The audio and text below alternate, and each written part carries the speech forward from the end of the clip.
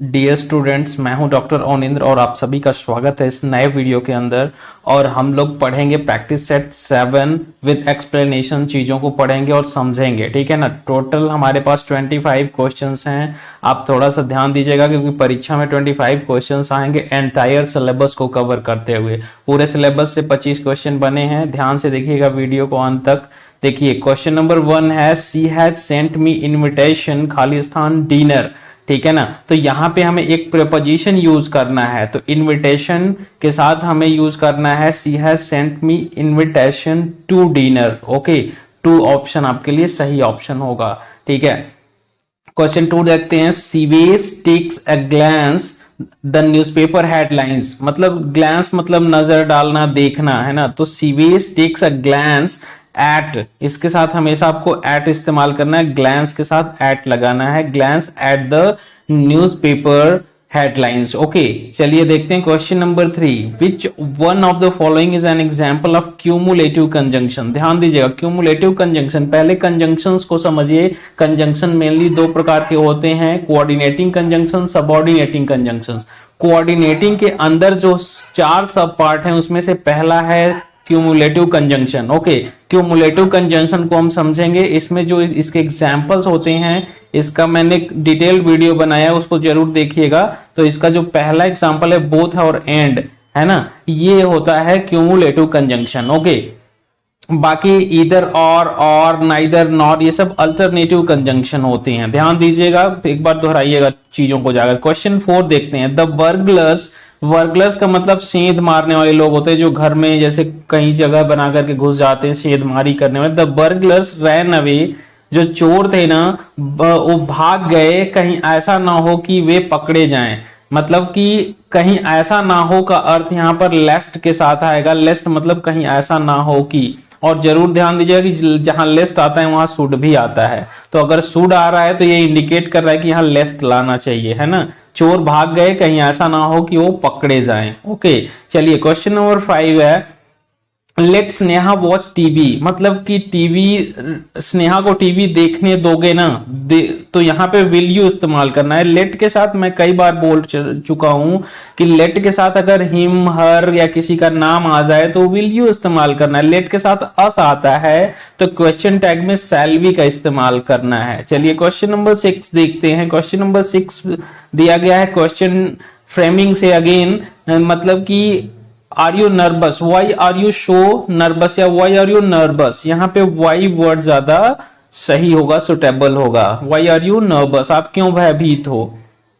Question 7, I shall have finished my work before he, और कम का कौन सा फॉर्म आएगा, मतलब ये ध्यान देना है। तो आई शैल हैव, ये देखिए शैल हैव लगा है ना, तो ये फ्यूचर परफेक्ट टेंस का ये सेंटेंस है। फ्यूचर परफेक्ट टेंस में जब दो दो एक्शन वाले वाक्य होते हैं ना, तो उसमें से पहला तो जो काम पहले होता है उसे फ्यूचर परफेक्ट टेंस में रखते हैं, दूसरा पार्ट प्रेजेंट इंडेफिनिट में रखा जाता है, ये आप लोग जानते होंगे, है ना। तो यहाँ पे ध्यान दीजिएगा कि बिफोर ही कम्स होना चाहिए, है ना, क्योंकि दूसरा पार्ट प्रेजेंट इंडेफिनिट में चला जाएगा। ओके, ध्यान दीजिएगा। Question number 8, a poet and a philosopher खाली स्थान कम।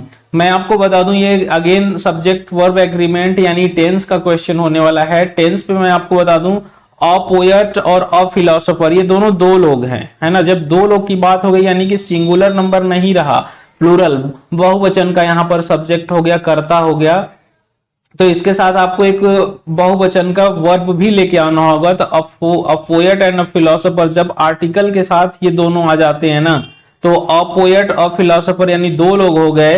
तो यहां पर आपको क्या करना है कि हैव कम, है ना, a poet and a philosopher have come, यहां पे ध्यान दीजिएगा। अगला देखिए, ईच ऑफ देम, कई बार मैं बोला हूं ईच सिंगुलर माना गया है, ईच ऑफ देम, अब देम की वजह से आपको यहाँ पे नहीं लाना है क्वेश्चन, यहाँ पर जो जो वर्ब आएगा इसके अकॉर्डिंग नहीं लाना है, तो ईच के अकॉर्डिंग ये सिंगुलर होगा। तो each of them was a robber, है ना, यहाँ पे वॉज सही होगा, वॉज ऑप्शन सही होगा।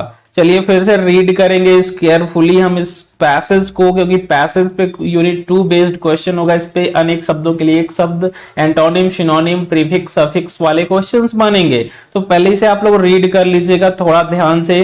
जैसे कि ये अगेन देखिए एजुकेशन के बारे में होने वाला है। बोल रहा है कि सम पीपल थिंक, कुछ लोग सोचते हैं कि जो एम ऑफ एजुकेशन है वो मियरली नॉलेज को देना है, मतलब ज्ञान को बांटना ही बस इसका मतलब होता है। लेकिन अब वो लोग जानते हैं, वो चाहते हैं कि स्टूडेंट्स केवल पढ़ें पढ़ें और पढ़ते रहें और उससे ज्यादा कुछ ना करें, बल्कि उन्हें ज्ञान भी प्राप्त करना चाहिए। अदर्स बिलीव, कुछ लोग ऐसे हैं जो विश्वास करते हैं कि नॉलेज, ज्ञान ही केवल पर्याप्त नहीं है, बल्कि उन्हें मतलब अपनी जीविका कमाना भी चाहिए उस एजुकेशन के, पढ़ाई के जरिए, है ना। लेकिन कुछ लोग ऐसे सोचते हैं कि मतलब केवल पढ़ाई का उद्देश्य पैसा कमाना होता है। लेकिन कुछ लोग ऐसे हैं जो विश्वास करते हैं कि मतलब शिक्षा का महत्व, मतलब शिक्षा का उद्देश्य लोगों को गुड सिटीजन बनाना और एक अच्छा देशभक्त बनाना होता है, गुड पैट्रियट बनाना होता है। तो बहुत सारे शिक्षा के उद्देश्य होते हैं, आप सारी चीजों को समझिएगा। शिक्षा हमें सेल्फ रेलियंट बनाता है, मतलब रेलियंट मतलब कि आत्मनिर्भर, है ना, और इंडिपेंडेंट कह सकते हैं। और ये सारी चीजों को ध्यान से थोड़ा एक बार रीड आउट करिएगा। पीडीएफ आपको मैं डिस्क्रिप्शन में दे रखता हूं, हमेशा आप टेलीग्राम चैनल ज्वाइन कर लीजिए, इसका पीडीएफ आपको दे दिया जाता है, ठीक है ना। जो भी क्वेश्चन पूछना है आप पूछते रहिए कमेंट के माध्यम से। क्वेश्चन 10 देखते हैं। Something that is impossible to forget और रिमूव, ऐसी चीज जिसे हम भूल ना सके या जिसे मिटा ना सके, अमिट हिंदी में, उसके लिए कौन सा वर्ड इसमें सुटेबल होगा? इंडेलिबल। इंडेलिबल मतलब अमिट, जो रिमूव न किया जा सके, date can not be removed, है ना, उसे इंडेलिबल बोलते हैं। पैसेज से ये one word substitution. A person who loves his country, एक ऐसा व्यक्ति जो अपने देश से प्रेम करता है, and who is ready to defend it against an enemy, और अपने शत्रु से उसे बचाने के लिए मतलब हमेशा तैयार रहता है, तो उसे क्या बोलते हैं भाई? पैट्रियट। ये पैसेज से लिया गया है, पैसेज में पैट्रियट वर्ड आया हुआ है, ध्यान दीजिएगा। Give the synonym of impart. Impart मतलब देना होता है, नॉलेज को इम्पार्ट करना, तो कहीं ना कहीं से इसका मतलब होता है स्प्रेड, फैलाना। यहाँ पे ज्यादा सिनोनिम इसका जो सिमिलर मीनिंग है स्प्रेड होगा। 13 देखिएगा, choose the antonym of the freedom. Freedom word का ना एंटोनिम हमें ढूंढना है इसके अंदर। फ्रीडम मतलब होता है स्वतंत्रता, मतलब तो यहाँ पे कैप्टिविटी, इसका एंटोनिम मतलब कैप्टिविटी मतलब हिरासत में रखना, है ना, या कैद रखना किसी को, कैप्टिविटी होगा।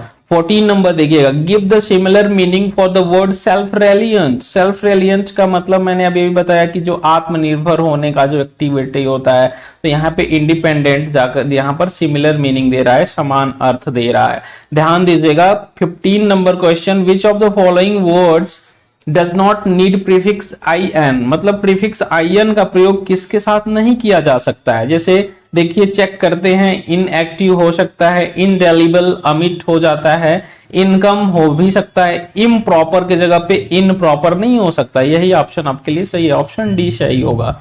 सफिक्स es अगर किसी में जोड़ दिया जाए, जैसे कि देखिए होस्ट, होस्टेस, है ना, टाइगर, टिग्रेस, ऐसे ही बहुत सारे वर्ड्स हैं जिसमें es जोड़ने से हम, आप जानते होंगे पहले से भी ये मीनिंग कि मतलब मेक्स अ फेमिनिन फॉर्म, किसी भी चीज का फीमेल फॉर्म बनाने के लिए हमें यूज करना होता है ना।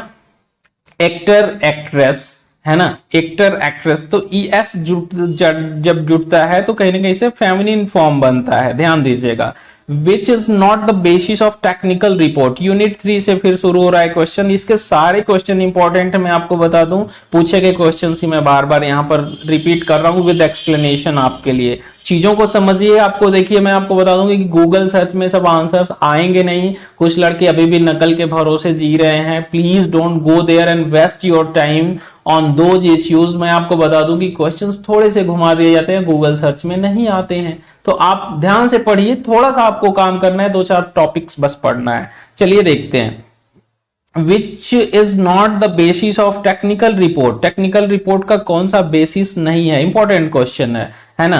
तो टेक्निकल रिपोर्ट का बेसिस क्या नहीं है, ध्यान दीजिए। Facts, test, personal emotions, experiments. मैं आपको बता दूं पर्सनल इमोशंस की कोई जगह नहीं है रिपोर्ट, टेक्निकल रिपोर्ट लिखते समय, है ना। तो यहाँ पे पूछा गया है नॉट, है ना। आगे देखिए, memos are formal in nature, कहीं मतलब कि मेमोज हमेशा देखिए मोर फॉर्मल इन नेचर, ये फॉर्मल कहीं न कहीं से रिटर्न होता है कम्युनिकेशन, इसलिए मोर यहाँ पे लगाएंगे, है ना। Which part of the meeting is used for mentioning who called the meeting to order? इसके लिए सिंपल सा ऑप्शन आपके लिए कॉल टू ऑर्डर इस्तेमाल करना है। एडजर्नमेंट का मतलब होता है जब मीटिंग एंड होती है, रोल कॉल, ओल्ड बिजनेस, ये सारी अलग चीजें हैं। 20 नंबर देखते हैं कि heading in the minutes, meeting minutes में जो हेडिंग होता है शुड बी, तो इसके लिए जो मोस्ट सुटेबल है ना, ये सेंटर्ड एंड बोल्ड होना चाहिए, हमेशा सेंटर्ड एंड बोल्ड हो तो ज्यादा बेहतर है, ठीक है ना। ये सब क्वेश्चंस आपको कहीं मिलेंगे नहीं, आप ध्यान दीजिए, पूरे यूट्यूब पर या कहीं भी सर्च मारेंगे तो इसे समझ लीजिए तो ज्यादा बेहतर है, एक्सपर्ट्स के सजेशंस के अकॉर्डिंग आंसर दे पाएंगे आप।